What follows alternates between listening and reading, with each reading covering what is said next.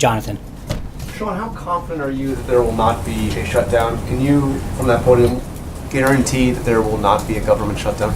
I can't guarantee, How close can you get? but I think that the work that Director Mulvaney and others have made in these negotiations has been very positive. They feel very confident that won't happen. So he won't insist that his priorities get funded on the border, the wall, increased security? That's not what I said. I said that I think Is he willing to shut down the government? No, it's not. Look, they are currently negotiating. We feel very confident that they understand the president's priorities and that we'll come to an agreement by the end of Friday. And on the 100 days, if I can just follow up, the contract with the American voter that the president signed included 10 pieces of legislation. Right now, he's 0 for 10. Only one of those has actually been introduced. Right. And I think that we're going to continue to work with Congress. As he says in that document, I will work with Congress to achieve these, and we are going to continue to work with Congress to achieve those. But why have 9 of them not even been introduced? I think when you look at what he has done in terms of Supreme Court justice, the executive orders, the number of legislation, there's a lot that has gotten done. I don't think anyone, I remember very clearly the first few weeks, and still to some extent, the comments that got made about the pace that we were keeping, and we have kept.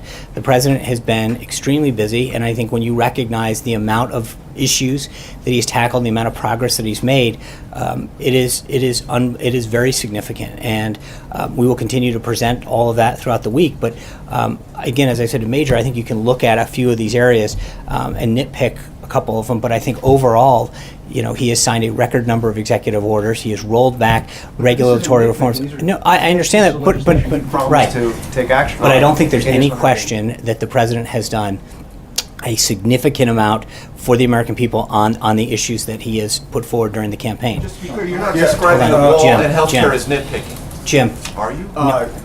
I'm not. Neither of the. No, I'm not. Those pieces are not small, but I'm saying in terms of overall what he has accomplished has been unbelievably significant. When you talk about all of the other areas, the regulatory relief, the efforts that he's made on immigration, on trade, all of those issues. And again, what I'm trying to say is when you look at everything that he's done and the amount that he's accomplished in these first 100 days, I think you can go back and find an area, one or two, and say, okay, well, he didn't do this. But I think you have to look at it in totality of what he actually did get done. John, Jim. on the wall, why is there even a discussion about shutting down the government over paying for the wall? Isn't Mexico supposed to pay for the wall? Well, I think, Jim, the president has made very clear that initially we needed to get the funding going, and there's be several mechanisms to make sure that that happens. That funding piece will happen in due time. Alexis. That is a promise that the I president understand made that. during the campaign It time. is- and no, again, no, but he also that Mexico would pay for the wall. Right. And now we're having a discussion that the No, no, government we- might shut down over the wall. Who's going to pay for it? Right. You know. So a couple things. One, as I pointed out to Jonathan, we feel very confident the government's not going to shut down.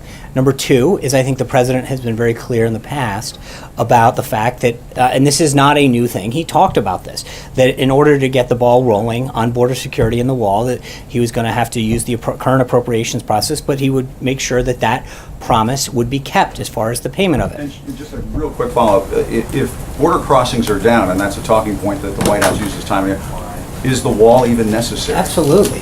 The wall it does several things. How can the border crossings be down? Because the I president's think- saying, well, we're going to have all these drugs flowing in if we don't have a wall. Because you can't, just because you have a couple good months in a year, I think you want to make sure that you take prudent long-term steps. I mean, so the president is going to fulfill, and frankly, it's a promise that he made to the American people. I think if you're coming in from our southern border, he has taken a lot of steps so far that has deterred border crossing. But this is a permanent step that will extend beyond his presidency. 8 years from now, the next president will have that wall in place to make sure that it doesn't continue. So that Mexico's going to pay for it. That's right. Thank you.